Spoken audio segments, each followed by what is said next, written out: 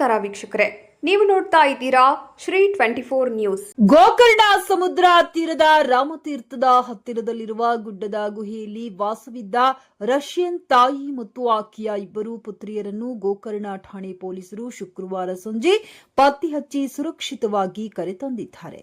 ಗುಡ್ಡದ ಕಾಡಿನಲ್ಲಿರುವ ಗುಹೆಯಲ್ಲಿ ರಷ್ಯನ್ ಮಹಿಳೆಯೊಬ್ಬರು ವಾರಗಳಿಂದ ತನ್ನ ಇಬ್ಬರು ಮಕ್ಕಳೊಂದಿಗೆ ವಾಸವಿರುವ ಬಗ್ಗೆ ಸ್ಥಳೀಯರೊಬ್ಬರು ದೂರು ಆಧರಿಸಿ ಪರಿಶೀಲನೆ ನಡೆಸಲಾಗಿತ್ತು. ರಷ್ಯನ್ ಮಹಿಳೆಯು ಇಬ್ಬರು ಮಕ್ಕಳೊಂದಿಗೆ ಇದ್ದಿದ್ದು ಗಮನಕ್ಕೆ ಬಂದಿತು.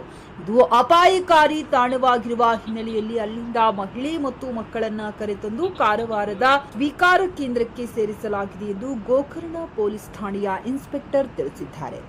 ಆಧ್ಯಾತ್ಮದ ಕಡೆಗೆ ಒಲವು ಇದ್ದ ಕಾರಣ ವೀಸಾ ಅವಧಿ ಮುಗಿದರೂ ಭಾರತ ಬಿಟ್ಟು ತೆರಳಲಿಲ್ಲ ಎಂದು ಮಹಿಳೆ ವಿಚಾರಣೆ ವೇಳೆ ತಿಳಿಸಿದ್ದಾರೆ.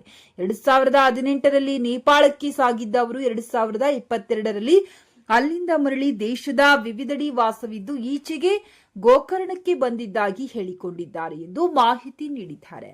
ವಿದೇಶಿ ಮಹಿಳೆ ತಾನು ಹಿಂದೂ ಧರ್ಮದಲ್ಲಿ ಹೆಚ್ಚಿನ ಆಸಕ್ತಿ ಹೊಂದಿದ್ದು ತನಗೆ ಅರಣ್ಯದೊಳಗೆ ಉಳಿದು ದೇವರ ಪೂಜೆ ಧ್ಯಾನ ಮಾಡಲು ಆಸಕ್ತಿ ಇರುವುದರಿಂದ ಗೋವಾದಿಂದ ಮಕ್ಕಳೊಂದಿಗೆ ಇಲ್ಲಿಗೆ ಬಂದು ಗುಡ್ಡದ ಮೇಲಿರುವ ಗುಹೆಯಲ್ಲಿ ಉಳಿದುಕೊಂಡಿರುವುದಾಗಿ ತಿಳಿಸಿದ್ದಾರೆ. ಗುಹೆಯಲ್ಲಿ ಪಾಸ್ಪೋರ್ಟ್ ಕಳೆದುಕೊಂಡಿದ್ದಾಗಿ ಮಹಿಳೆ ಹೇಳಿಕೊಂಡಿದ್ದಾರೆ. ಗುಹೆಯಲ್ಲಿ ಹುಡುಕಾಡಿದ ಬಳಿಕ ಪಾಸ್ಪೋರ್ಟ್ ಸಿಕ್ಕಿದೆ ಎಂದು ಪೊಲೀಸರು ತಿಳಿಸಿದ್ದಾರೆ.